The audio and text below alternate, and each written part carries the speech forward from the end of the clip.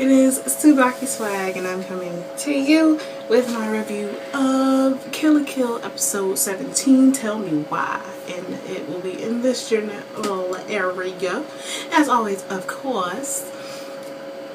Okay, this episode was pretty freaking awesome. Okay. So, we're learning more and more about life fibers. And we're learning more and more about like Ragyo Kirin and Satsuki Kirin's intentions, as well as the intentions of Nudist Beach, whom was created by Dr. Matoi, who is Ryuko's father, whom created Senketsu specifically for Ryuko, which was made from her, well, combining her DNA from her central nervous system with the life fibers, so Senketsu can only be worn by Ryuko.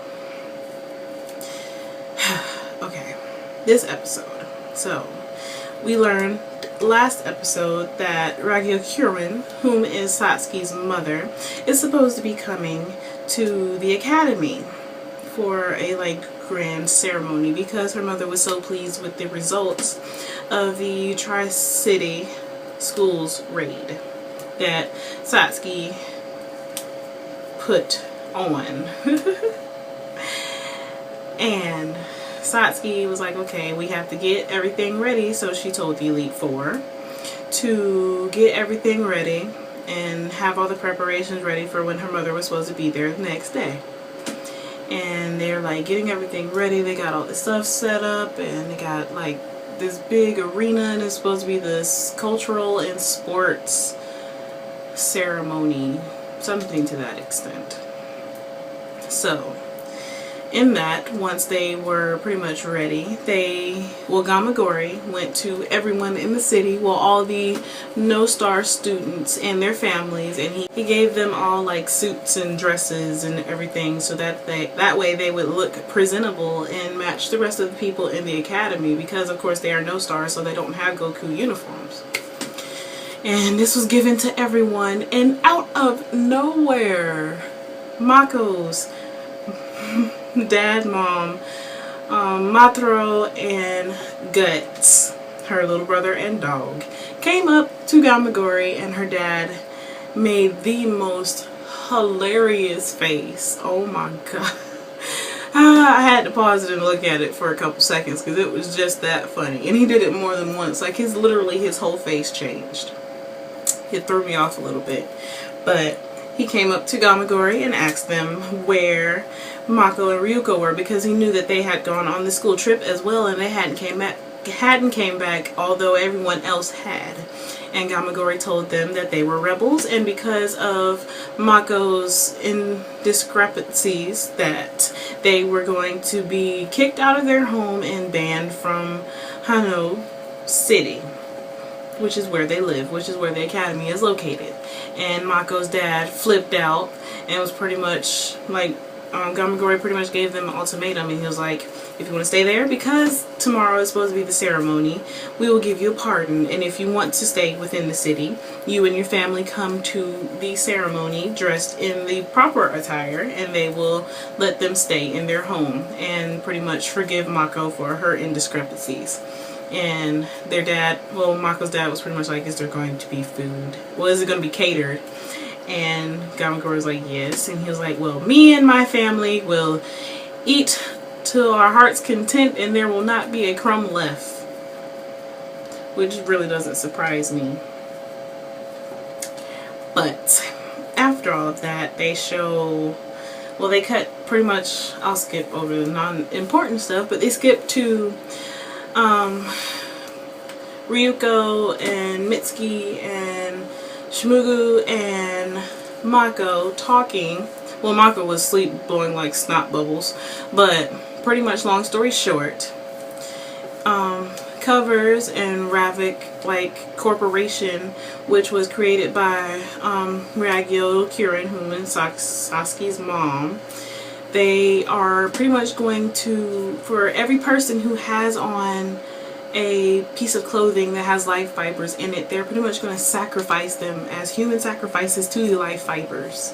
So everyone who even has a lace of life fibers within their clothing, which every piece of clothing that they can possibly sell has some type of life fiber in it now. So everyone whose clothes has life fibers in it are going to be human sacrifices, which really sucks. But which includes Mako's mom, dad, and brother and Guts. But it turned out that when they got to the stadium or whatever, Mako's little brother had sold his like uniform, and he painted his body to look like a suit, and they just like show his area. It's not graphic, but they show it, and I was like, wow, okay, I'm done. But so they were sitting in the stadium that was named after Satsuki's mom, and she was like, the ceremony is about to commence, blah blah blah. And then Satsuki's mom comes in, shining like the world's brightest rainbow that's ever graced this planet, and she looks 1,000 times more gaudy than she normally does. And pretty much she like lands, and she's like, this entrance is suited for me, because as a ruler she's supposed to shine as bright as the sun at all times, whatever. And pretty much, long story short, Ryuko and Mitsuki and Shimugu storm the stadium, and Ryuko like goes up to Kiru, whom is Satsuki's mother, and pretty much was like she's gonna whoop her butt. And out of nowhere, literally nowhere, Satsuki stabbed her mother like in the back through the chest with her sword. And her mother was like, so this was your intentions, blah blah blah. And it turns out that Satsuki made the academy to fight her mother, so that way, because life fibers aren't what's going to make up the world. Well, that's what Satsuki said, and she is going to defeat her mother pretty much. And she just went to town on her mother, like literally like threw her up onto one of the like pointy stars in the stadium, and her mother was literally like raining blood. But this was just, oh my god, the ending caught me off guard so much. I was not ready. But so Ryuko's mom is dead. I mean, Satsuki's mom is dead. Ryuko is like, what the fuck? And Satsuki is pretty much like, she is going to stop the life fibers from killing people, because Satsuki's mom had pretty much made the life fibers almost devour everyone except for Mataro, who is Mako's little brother, because he didn't have on a uniform. So, oh my god, this episode. And also, I forgot to mention, we find out that Tsumugu's sister, Kinui, was killed by Ryuko's father's previous experiments with life fibers and making a life fiber suit, which explains why Tsumugu doesn't like Senketsu, and he doesn't like anything to do with life fibers, and he just wants to take them out point blank, period.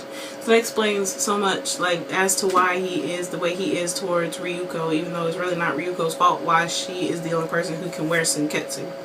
So we learned a lot in this episode. I really liked this episode, and now I'm looking forward to see what's going to happen in the future, because of course Satsuki's mom is dead, and Ryuko, it looks like Ryuko and Satsuki are kind of on the same side but not working together, so things are about to start getting really good. But I would love to hear what y'all think is going to happen in the next episode, because it is getting pretty hectic right about now. But I'm going to cut this one short because I feel like I'm rambling and I don't want to ramble. But as always, please remember to comment, rate, and subscribe. And this is TsubakiSwagg saying adios.